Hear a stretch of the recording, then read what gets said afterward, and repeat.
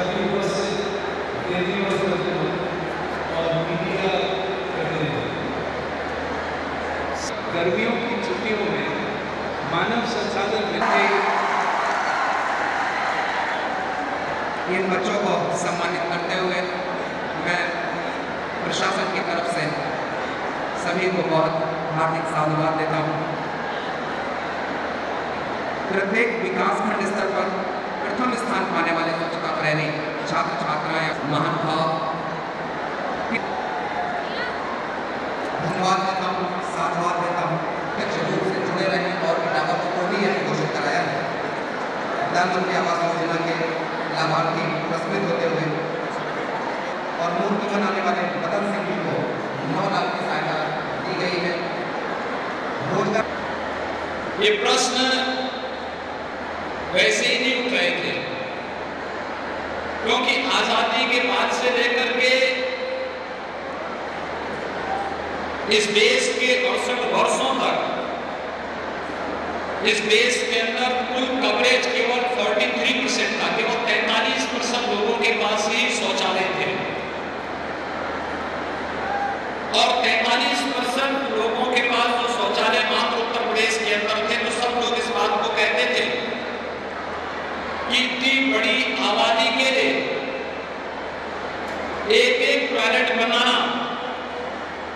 न केवल संसाधनों की कमी के कारण रुकेगा, तो इसको सफलतापूर्वक हम लागू कर पाएंगे, इसमें निस्संदेह लोग जता रहे थे। यह आशंका अचानक नहीं थी,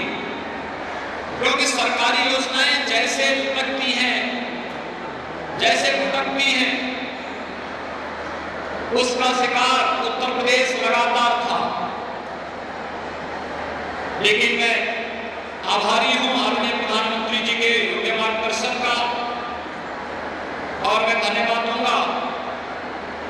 इस मंत्रालय के सचिव श्री परमेश्वरन अय्यर जी का, जो लगातार हर महीने, दूसरे महीने या तीसरे महीने वे लखनऊ आकर के स्वयं मेरे साथ वीसी में बैठते थे या विभिन्न प्रकार के कार्यक्रमों के माध्यम से जागरूकता का एक जो बृहद अभियान उत्तर प्रदेश के अंदर चला, उस अभियान के परिणाम स्वरूप आजादी के 70 वर्षों में इस प्रदेश में केवल 58% लोगों को शौचालय उपलब्ध कराया था,